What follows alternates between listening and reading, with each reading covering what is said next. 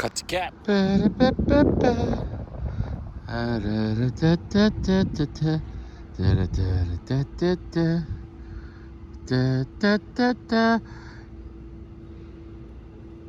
Ernesto Perez Carrillo, EP Carrillo. We got the Gurkha. We got the third one in. We did the AJ Masterclass. We did the Oliva Masterclass. Now, will the EP Carrillo Gurkha? Will it drop the ball? Both the AJ and the Oliva were Masterclass cigars. Will the EP Carrillo, to be the same, it has to be a masterpiece. Both those cigars were 4.8, okay, box worthy. So will it be box worthy? Will it be 4.8? Is it going to lose one of those things? It could be a 4.6 at box worthy though. And could it be better? We won't know. This is the darkest so far. This is the heaviest of the pack. Like, this is a very dense pack. So I don't even know the blend. I'm gonna look up the blend, but I want to light it up first before I even look up the blend. Initial impressions. So this is the darkest of the three so far. The bands look on point. I like to admit the black band with the gold looking solid. Here we go, baby.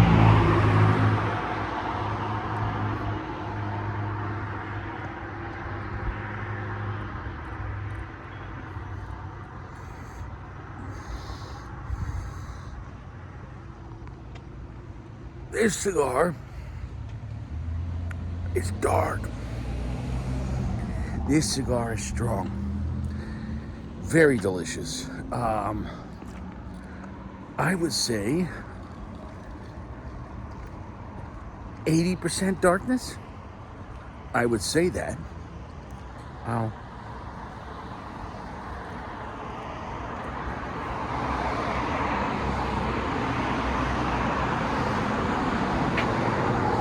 It's starting off stronger, darker, and heavier than the AJ and the Oliva. Heavier as well, and stronger. So of the three, if we're just talking about strength, this is the strongest and heaviest of the three, off the bat. Now, well, what does it taste like though?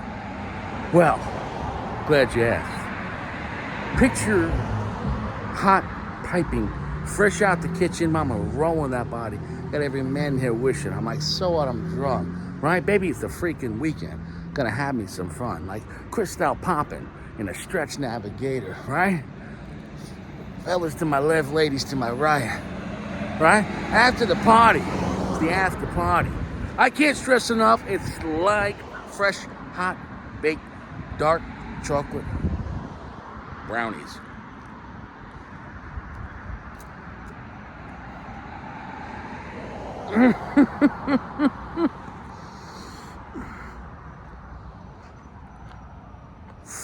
Fresh, hot baked milk chocolate fucking chewy brownies covered in caramel. It's dark though, it's strong, but it's brownies covered in caramel. So if you want a dark chocolate, very dessert-like cigar, but this is not a weak cigar though, but the baseline is very, very, very dark and sweet. But the spice on this is there, but the other two, the spice was more forefront. Sometimes when you make a cigar darker and heavier, it depends, the spice might not move around as much.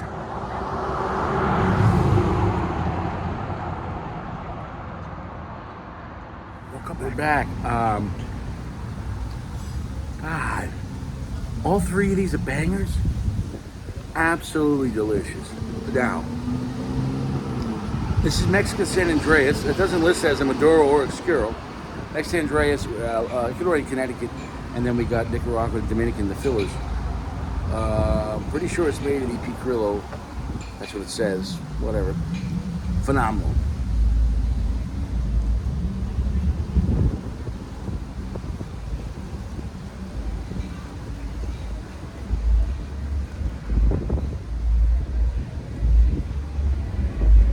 Now, this is very sweet, very chocolatey, very heavy, 80% darkness, and it's strong in the other ones, but the way it moves, because it's such a heavy flavor, it doesn't move around as freely as the other two, and it's not as spicy as the other two. So when you have flavor that moves around, picture the flavor when it moves around like velocity. You can have a lighter bullet, but more velocity. So this feels like a heavier bullet moving slower. Depends what you're trying to do. It's a phenomenal cigar, although even though it's dark and heavy, it's not scary. Absolutely delicious, absolutely dessert-like. We're gonna come back and then we'll figure out what's gonna happen with this.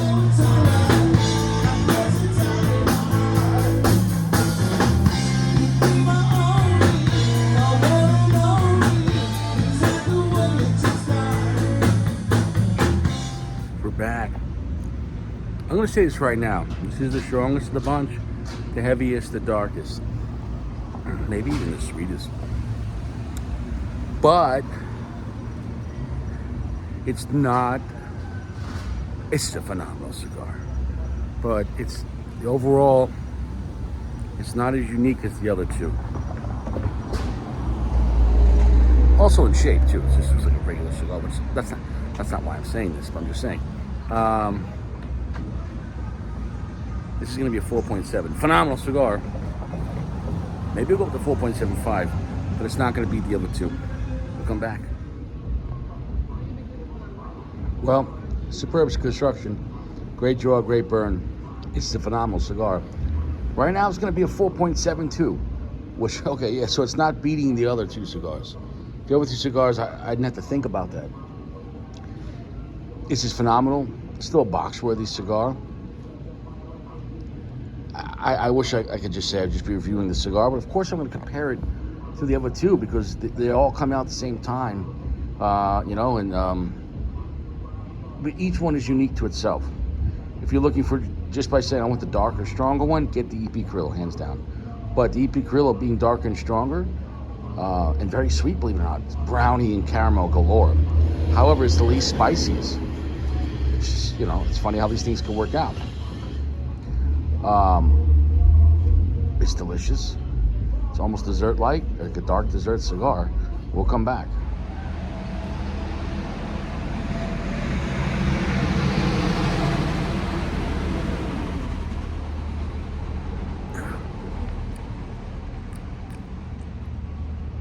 Delicious. Coffee notes there as well. Time to do an ash test. Well, it was time. Deep into this last third. I must say, after I dropped that ash off, it really ramped up to like a really heavy medium full. And what the cigar reminds me, if you like Liga number 9, something like that, even like the 10th anniversary of that, somewhere between that, you might like this cigar. It's a banger. It's gonna be a 4.75. I fucking really enjoyed it. A very dark, delicious, sweet cigar, very heavy cigar. A heavy presence. Not a lively presence though, and not very spicy. But I mean, deep, dark, heavy, sweet, succulent notes. It's gonna be a 4.75. In a way, I wish I would have dropped the ash sooner, but I was really enjoying the ash. When you hold the ash on a cigar, it could or might tone down the overall strength a little bit because it's cooling down that cherry. If I would have dropped that ash sooner, it would have picked up a little sooner from where it was. It was great where it was. But all I could say is, if you're smoking this cigar, don't hold the ash so it can just ramp up a little more. 4.75. Oh, sweet, succulent chocolate notes.